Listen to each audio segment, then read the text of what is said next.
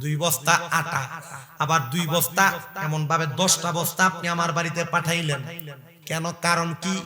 আবু ইউসুফ কয় আল্লাহর ভয়। কার ভয়? ইমাম সাহেব কয় আবু ইউসুফ মুরাদাবাদীর লগে আমার যোগাযোগ নাই, কথা নাই, বার্তা নাই, এ কয় আল্লাহরে ভয় করে আমার বাড়িতে 10 বস্তা খানা পাঠাইছে। তার মানে বোঝা যায় আল্লাহরে ভয় করলে কোনো না কোনো ভাবে আল্লাহ দেয় কি দেয় না। আবু ইউসুফ মুরাদাবাদী আপনি জবাব দেন, আপনি কেন পাঠাইছেন?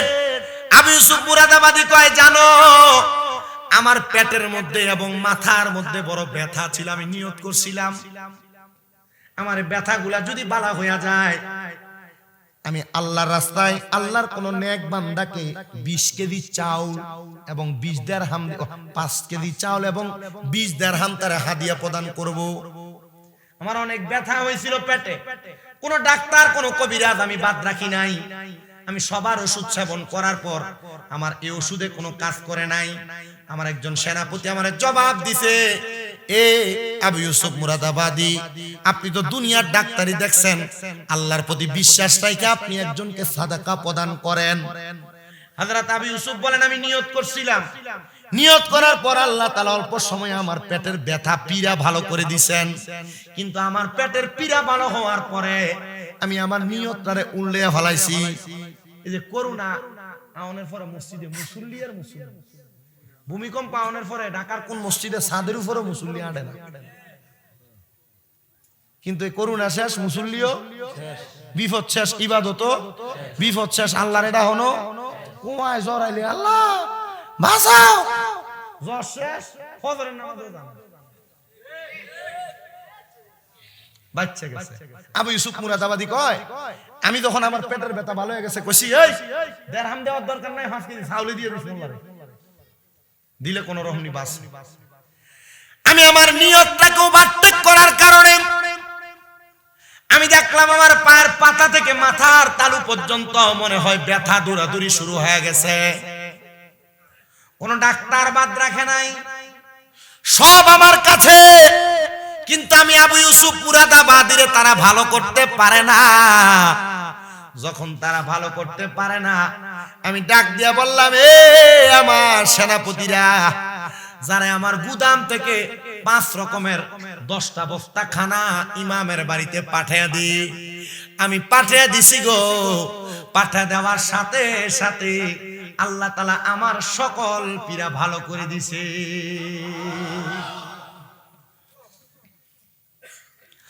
যখন ভালো হয়ে গেছে এগুলো আপনার বাড়িতে, উনি বলেন বুঝতে পারছি আমি যে আল্লাহ তাআলার কাছে 1 সপ্তাহ কামছিলাম। ওই যে বউ কইছে কাম করো, কাম করছে না, কাম করছে কার?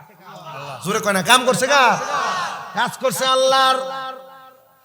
আমি যে 1 সপ্তাহ পর্যন্ত আমি এমন একজন মনিবের গোলামি করছি, ওই মনিব আমার বাড়িতে খাবারগুলা বাদশারে দিয়া পাঠাইছে, এটার নাম ওয়াবতাগু ইলাইহিল ওয়াসিলা। এটার নাম কি? ওসিলা। আল্লাহ তাআলা এই বাদশার উসিলায় আর আমার ইবাদতের উসিলায় আমারে খাবার দিয়া দিছে রে। এই খাবার দিয়া আমার পুরা সংসার 4-5 মাস চলে যাবে, আমার আর খাবারের চিন্তা করা লাগবে না। এবার আপনারা বলেন, এক আল্লাহর প্রতি বিশ্বাস আর তাওয়াক্কুল রাখলে আমরার খাবার আর রিজিকের ব্যবস্থা করে দেয় একজন, তিনি কি? আল্লাহ। উনি বাড়িতে চলে গেলেন, স্ত্রী ডাক দিয়ে কয় স্বামী সন্ধান পাইছেন? বলে হয় পাইছি। আচ্ছা তো খাবার খান, খানা খাওয়ান। খাওয়ার পর স্বামী ওই আরেকটা বস্তা কান্দে করে আনছিলেন, এটা একটু খুইলা দেন, এটা কি আছে একটু দেখি, কারণ জানছেন শব্দ খানা, এটার ভিতরে নি দিরহাম দি আছে, কামের বেতনটা মুন্ডা। ইমাম চিন্তা করে আরে আমি তো ফাত্তর ফুরে আনছি, বউরে বুঝ দিতাম, কিন্তু আল্লাহ তো আগেই বুঝ দিয়া লাইছে। এখন যদি স্ত্রী এটা খোলে আর যদি দেয় ফাত্তর, আল্লাহর কাছে এই বউর কাছে কি জবাব দিবে? স্বামী ডাক দিয়ে কয় আমার স্ত্রী শোনো, আমার একটু সময় দাও, আমি 2 রাকাত নামাজ পড়ি। কয় রাকাত? 2 রাকাত। 2 রাকাত নামাজ কেমনে সম্পদকে এত বেশি বানায়া দেখতে শুনি। উনি বলে আমি 2 রাকাত নামাজের নিয়ত করলাম। নামাজটার নাম সলাতুল হাজত। সলাতুল হাজত বিদেশ যাইতেন পারেন না, টেহা পয়সা নাই, রোগ মাফ হয় না, কত কাম করেন, কামই হয় না, ব্যবসা দেন, বরকত হয় না, কোন হাজত সন্তান পড়ালেখা করে ইতালি ফাটাইবেন, অমুক দেশ ফাটাইবেন, কাজ হইতেছে না, সলাতুল হাজতের নামাজের নিয়ত করবেন, 2 রাকাত করে 4 রাকাত করবেন। প্রথম রাকাতে সূরা ফাতিহা একটা সূরা মিলাইবেন, দ্বিতীয় রাকাতে সূরা ফাতিহা সূরা ইখলাস 3 বার পড়বেন, পরে রুকু দিবেন, সিজদা দিবেন, সুবহানা রাব্বিয়াল আলা 3 বার পড়া বাংলাতে যে হাজতটা আছে, সমস্যাটা আছে, এটা সিজদার ভিতরে কইবেন। আল্লাহর নবী রাহমাতুল লিল আলামিন নবীজির প্রখ্যাত মুসলিহ সলিহিন বান্দা আবেদ বান্দারা বলে এই সালাতুল হাজতের নামাজের ওসিলায় আল্লাহ তাআলা বান্দার অসংখ্য হাজত পূরণ করে দেয়। সেম নিয়মে 4 রাকাত নামাজ। আমি আমার সব মাহফিলে তাহাজ্জুদ এবং সালাতুল হাজত বিভিন্ন নফল নামাজের কথা কই, আর এদির কারণে বহু মহিলা বহু পুরুষ মানুষ ফল পায় বিদায় অতলা অতলা অতলা অতলা করে খানা, অতলা অতলা করে টেহা আঁশ মুরকা একলগে 10টা ডাব গাড়ির পিছনে ফুরাই দিয়া বাইতে খায়। এক বেটির বাড়ি গাইবান্ধা, বেটির নাতিন মইরা যা, হুজুর পিতৃতে পাথর, ওই তাহাজ্জুদ নামাজের ওয়াজ করছি, বেটি শুনছে, বেটি নাতিনরে কইছে 3 মাস তাহাজ্জুদ পড়, দেখবি তোর ফাত্তর ভালো হয়ে যাবে। ডাক্তার দেখাইছে পরীক্ষা কইরা, কও হুজুর ফাত্তরই তো নাই। বেটি ফোন দিয়া প্রতি মাসে মাসে 5000 কইরা হয়, চিন্তা করলাম চাকরি না করলেও চলবো। হজে যাইতেছে, এই মন শাসন বাড়ি হজে যাবে, মন শাসন 2 ফোলা মারা গেছে। ও বাবা আপনার ওয়াজ শোনার পর থেকে তাহাজ্জুদ কাজা নাই, 5 ওয়াক্ত না তাহাজ্জুদ নামাজ কাজা নাই। যাওয়ার আগে বাইত নিয়ে হাদিয়া খানা, এই এলাকাত মনে ড্রাগন ফলের বাগান নাকি তৈছে, হেনতা এডি লয়ে গেছে, কমলা হইছে এডি লয়ে গেছে, নিয়ে কইছে আউনের পর আরো দেন। আমার এক ওস্তাদ শুধু আমারে বলছিল তাহাজ্জুদ গুজারি হও, দুরূদ শরীফের প্রতি আকৃষ্ট হও, সম্পদের পিছনে তুমি দৌড়ান লাগবে না, টেহা লইয়া মানুষ তোমার পিছনে দৌড়ে।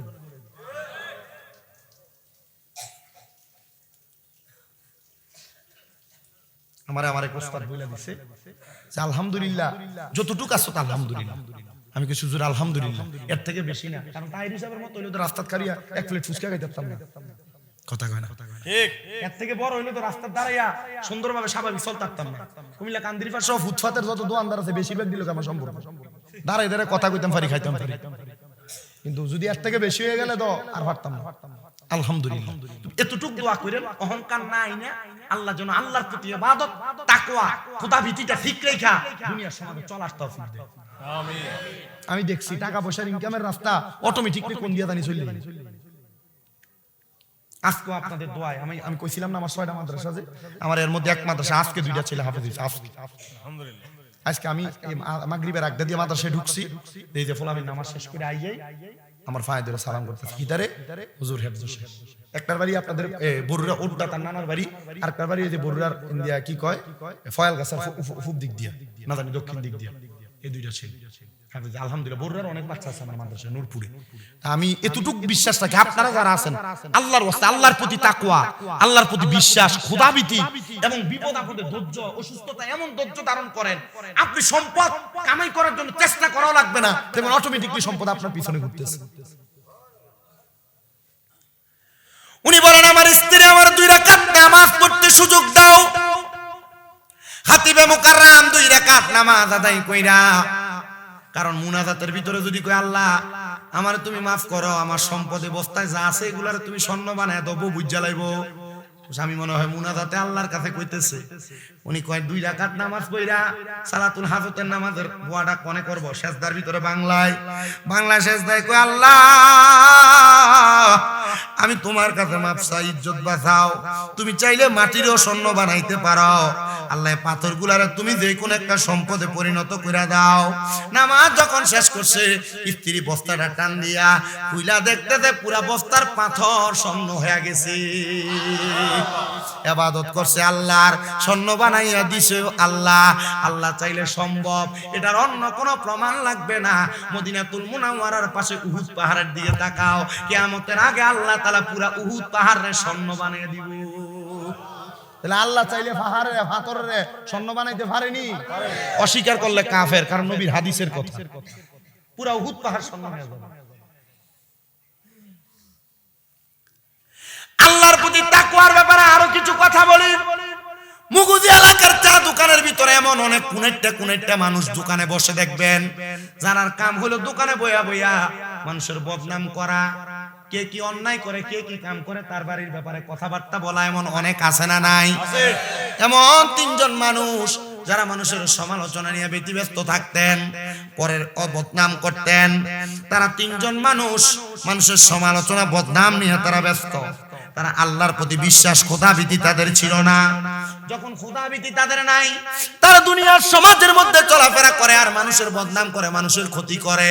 কিন্তু মানুষের ক্ষতি যে লোকগুলা করে, মানুষ যখন বুঝা যায় তখন এই লোক থেকে একটু সাবধান থাকে, দূরে দূরে থাকে। তারা মানুষের ক্ষতি যখন করে, অল্প কিছুদিন যাওয়ার পরে এলাকার মানুষ টের পেয়ে গেছে, বুঝা গেছে যে আমাদের ক্ষতি করার জন্য এই লোকগুলা ঘুরতেছে। না না না, তাদেরকে আমাদের ক্ষতি করার সুযোগ দেওয়া যাবে না। মানুষ আগে থেকে সাবধান হয়ে যায়। তারা তিনজন বলে, আমরা যখন টের পেয়ে গেলাম আমাদের ক্ষতির সাধনের কথা মানুষ বুঝে যায়, আমরা তিনজন একসাথে হইয়া এলাকার বাহিরে যাইয়া আমরা একা একা বসে বসে প্ল্যান করতে লাগলাম একটা গুহার মধ্যে। কিন্তু আমরা যখন মানুষের ক্ষতি করার জন্য আমরা প্ল্যান করতেছি, এমন টাইমে আমাদের গুহাটার মুখের মধ্যে তিনটা বড় বড় পাথর আইসা গুহার মুখটা বন্ধ করে দিছে। আপনি পরের ক্ষতি করবেন, আপনার ক্ষতি কইরা দিব একজন, বলেন তিনি কি? মানুষের ক্ষতি করন যাইবো, শত্রুর ক্ষতিও করবেন, শত্রুর ক্ষতিও করবেন।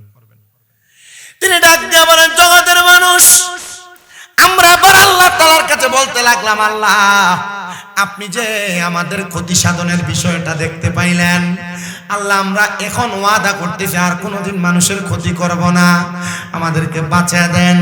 কোন বর্ণনাকারী বলে 3 দিন 5 দিন 7 দিন তারা সে গুহার মধ্যে বন্দী। আল্লাহর কাছে ডাক দিয়ে বলে, আল্লাহ আমি গুহার মধ্যে বন্দী, তুমি আমারে মাফ করে দাও। আল্লাহ তাদেরকে মাফ করে না, কারণ পাপ, গুনাহ, অন্যায়, পাপাচার মানুষ যখন বেশি করে তখন আল্লাহ তার বিপদ দেয়।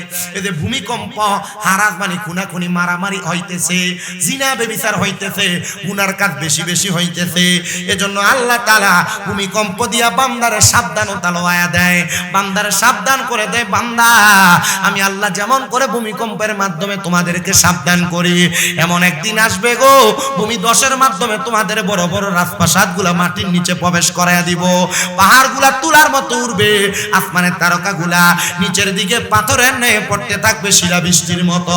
তখন তোমরা আমি আল্লাহরে ডাকতে পারবা, মসজিদে যাইতে পারবা, কিন্তু তখন তোমাদের দোয়া কবুল হবে না। আমি আল্লাহকে আল্লাহ বলে ডাকবা, কিন্তু তোমাদের ডাকগুলা কবুল হবে না। ও আল্লাহ, এবার আপনি আমাদেরকে বলেন না, আমরা তো পাপাচার করেছি, আমরা তিনজন তো মানুষের ক্ষতি করেছি, অন্যায় করেছি, আপনি কি আমাদেরকে মাফ করবেন নাকি? আমার আল্লাহ তাআলা এমন পাপকারীদেরকে মাফ করেন না। কিন্তু তারা তিনজন বলতেছে, আল্লাহ তো মহান, আল্লাহ তো গফফার, আল্লাহ তো সত্তার, আল্লাহ কাহার, আল্লাহ রহমান, আল্লাহ রহিম, আল্লাহ কুদ্দুস, আল্লাহ জব্বার। আল্লাহ তাআলার কাছে কোনো কিছু চাইলে আমার আল্লাহ ফেরত দেয় না, আল্লাহর ধন ভান্ডারের মধ্যে কোনো কিছু কমতি হয় না। চলো রে চলো, আমরা আমার আল্লাহ তাআলার কাছে, আমরা তো মানুষের ক্ষতি করেছি, এমন কোন ভালো কাজের ওসিলা দিয়া দোয়া করি, আল্লাহ আমাদেরকে হয়তো ভালো কাজের ওসিলা দিয়া দোয়া করলে আমাদের দোয়াগুলা কবুল করে নিবে। এবার আপনারা বলেন, ভালো কাজের ওসিলা দিয়া দোয়া করলে আমার আল্লাহ দোয়া কবুল করতে পারে কি পারে না? তিনজন, একজন বলে আমার কাছে কোনো ভালো কাজ নাই, একটা ভালো কাজ আছে। কি? আমার ভালো কাজ হইলো আমার কাছে এক কর্মচারী কাজ করতেন, তার কাজের বেতন হইলো প্রতিদিন কাজ করলে তার এক বেলা খাওয়াইতাম, 2 খুশি করে 2 শের করে চাউল দিতাম। আমরা খুশি কর না, খুশি 2 খুশি করে চাউল দিতাম। তো তার খাওয়ার কোনো লোক নাই, সে আমারে 2 খুশি দিয়ে দিছে, চাউলগুলো আমার কাছে দিয়ে 1 মাসের কাজের চাউল আমার কাছে জমাইছে।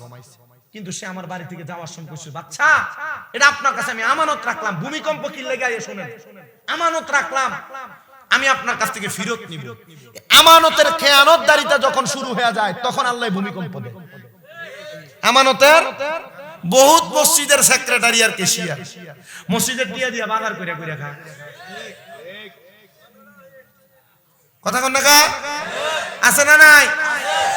আরে মসজিদের টাকা যেমনে দিছে আপনার কাছে এমনি আদলি নোট 5 টাকা 10 টাকা এমন থাকবো, তা আপনার কাছে দিয়ে মোটামুটি একবারে সুন্দর টিয়া চাইলে আচ্ছা নিস, টিয়া চাইলে আচ্ছা নিস, এমন আছে না?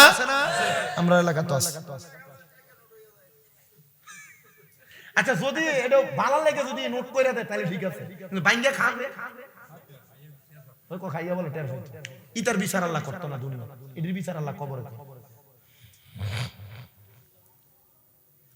উনি ডাক দিয়া বলেন, জগতের মানুষ, হে দুনিয়ার মানুষ, আমার বাড়িতে একটা কর্মচারী কাজ করত, এই কর্মচারীটা আমার কাছে চাউলগুলা আমানত রাখছে। এবার আপনারা বলেন আমানতের খেয়ানত যারা করে তারা হলো মুনাফিক। জবান বন্ধ নাই, বলেন তারা কি? মুহাব্বতে কন্যা তারা কি? এবার আমি আমার আমানতটারে আমি খেয়ানত করলাম না, আমি দেখলাম সে যখন তার চালগুলা ফেরত নেয় না, চালগুলার মধ্যে এক জাতের পোকা ধরে, যেটারে আমরা কেরি পোকা কই, চালের মধ্যে পোকা ধরে যাচ্ছে।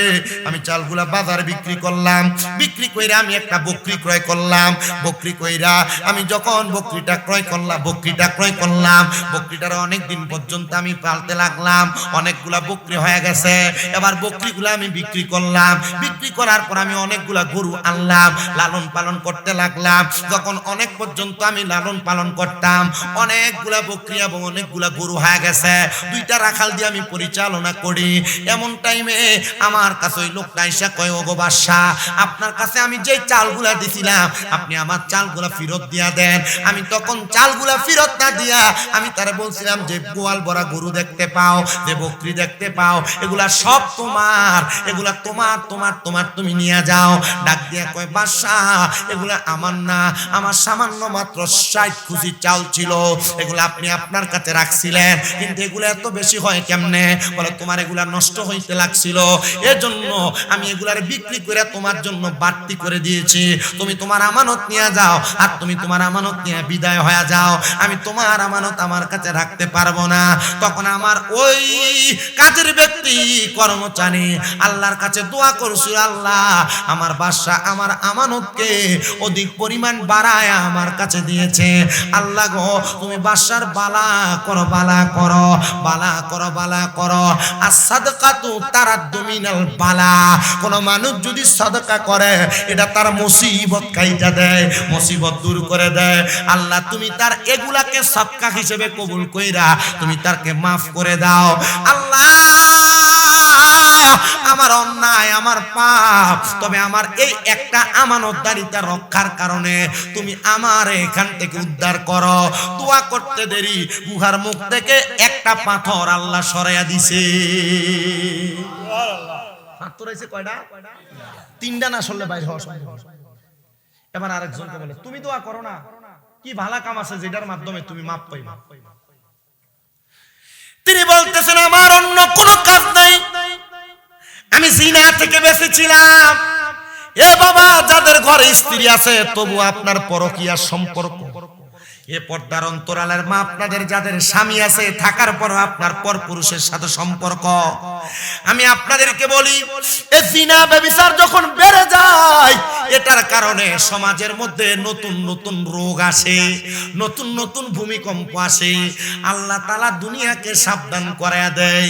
এই জন্য জিনা ব্যভিচার থেকে বাইরে থাকবেন। আপনি মনে করতেছেন কোন নারীর সাথে অবৈধ সম্পর্ক এটাই জিনা, আপনি মনে করতেছেন কোন পুরুষের সঙ্গে অবৈধ সম্পর্ক এটাই জিনা, না। জিনা শুধু এটাই না, কোন নারীর দিকে আপনার চোখ দিয়া অবৈধভাবে অথবা বৈধভাবে কোন নারী আপনার গায়রে মাহরাম তার দিকে আপনার চোখ দিয়া তাকাইলে জিনা। চোখ দিয়া চাইলে আপনার বাবি হইলে জিনা হইতো না, মনে হয় না? খালতো বোন মামতো বোন হইলে জিনা হইতো না? ওয়াজ বুঝনের দায়িত্ব আপনারা, করণের দায়িত্ব আমার। বুঝবেন কি বুঝবেন না এটা গত বছর কিন্তু এই ওয়াজের একটা ধারা আমি করছিলাম, পর্দার মহিলারা। তাইলে ফরনারীর দিকে চোখ দিয়ে চাইলে কি হয়? গুনাহ না, কসে না, গুণ হইলে মাফ আছে, জানা হইলে মাফ নাই। কোন পরনারীর সাথে জবান দ্বারা কথা বলা জানা, জবানের জানা। কোন নারীর গলার আওয়াজ, গানের আওয়াজ, মুখের কথার আওয়াজ কান দিয়া শোনা, কানের জেনা। গান হননি ফলাই, কানের জেনা। কোন নারীর সঙ্গে দেখা করার জন্য পাও দিয়া হাইটা হাইটা যাওয়া, পায়ের জেনা। কোন পরনারী রে আমরা লাগে গায়রে মাহারা মুরব্বি কোন তোর বাপের মতো দিয়ে দোয়া করে দে, বাপের মতো কি চাইবো দোয়া করে দিলে জিনা বাপের মতো চলবে না, জেনা যেটা এটা জেনা।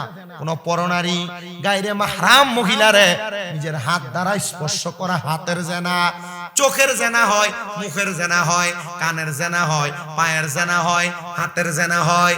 এজন্য জেনা করবা না, জেনা থেকে বেঁচে থাকবা। জেনা থেকে বেঁচে থাকলে আমার আল্লাহ তাআলা আপনারে দুনিয়াতে তারাক্কি দান করবে। যখন জেনা ব্যভিচার বেড়ে যাবে সমাজের মধ্যে বিভ্রান্ত হবে, মারামারি হবে, কাটাকাটি হবে, সমাজের মধ্যে ভূমিকম্পের মতো ভূমিধস হবে, মানুষের সম্পদ ধন সম্পদ কইমা যাবে। এবার উনি ডাক দিয়ে বলে আমি আমারে জেনা থেকে বাঁচায়া রাখছি। বলে কেমনে বাঁচায়া রাখছেন? ডাক দিয়া কই জগতের মানুষ, আমার একটা চাচাতো বোন বড় সুন্দর, তার চেহারাটা বড় মায়াবী। আমি তারে যখনই দেখতাম আমার মনের মধ্যে টেনশন লাগতো। তারে যদি পাইতাম আমি তার দেহটাকে বুক বিলাস করতাম। আমি চিন্তা করতে লাগলাম কোন মেয়ের ব্যাপারে, কোন মহিলার ব্যাপারে মনে মনে এমন চিন্তা করা আপনার অন্তরের জেনা, অন্তরের জেনা। মেলামেশা করলে যেই গুনাহ, অন্তরে গুনার কথা চিন্তা করাও জেনার গুনাহ। চিন্তা করে দেখো। আমি চিন্তা করতে লাগলাম। এমন একদিন রাত্রবেলা আমার চাচাতো বোন আমার ঘরের দরজায় ডাক দিয়া বলে ভাইজান মাত্র 200 দিরহামের জন্য আমি মহা মুসিবতের মধ্যে পড়ে গেলাম, আপনি আমার 200 দিরহাম দিয়া সহযোগিতা করেন। আমি আমার বোনকে প্রস্তাব করলাম 200 দিরহাম দিতে পারি একটা বিনিময়, যদি তুমি তোমার দেহটাকে আমাকে ভোগ করতে দাও। তার বেশি প্রয়োজন হওয়ার কারণে সে আমারে এবার তার দিরহামের কথায় রাজি হয়ে গেছে। রাজি হইয়া সে তখন আমার প্রস্তাবটা রাজি হইয়া টাকা নিয়ে চলে গেছে। পরের দিন সে আমার কাছে আসছে, আমি তারে ধাক্কা দিয়ে আমার খাটের উপর ফালাইলাম। তার দেহের উপর যখন আমি আস্তরণ করব, দেহের উপর উপরণ করব, এমন টাইমে আমি দেখলাম তার চোখগুলা বায়া বায়া পানি পড়তেছে। আমি তারে জিগাইলাম তোমার চোখে কেন পানি দেখা যায়? আমার জবাব দেয় ভাই আপনি আমার আল্লাহরে ভয় কইরা পারেন না গো, আপনি আমার ইজ্জতটা রক্ষা করতে, আমার সঙ্গে আপনি মেলামেশা না করতে।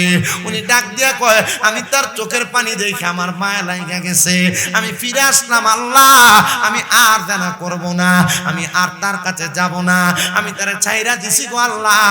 আমার আল্লাহ তাআলা তখন আমার দোয়াটা কবুল করে নিছে। এমন ভাবে কবুল করছে দুনিয়ার মুসলমান, এটার উসিলা দিয়া দোয়া করার কারণে মুখার মুখ থেকে আরেকটা পাথর সরে গেছে। কোন সুবহানাল্লাহ। গুনার কাজ ত্যাগ করেন, আপনার বিপদ চলে যাবে। যত বড় বিপদ আছে গুনার কাজ ত্যাগ করেন, কি চলে যাবে? যত বড় বিপদ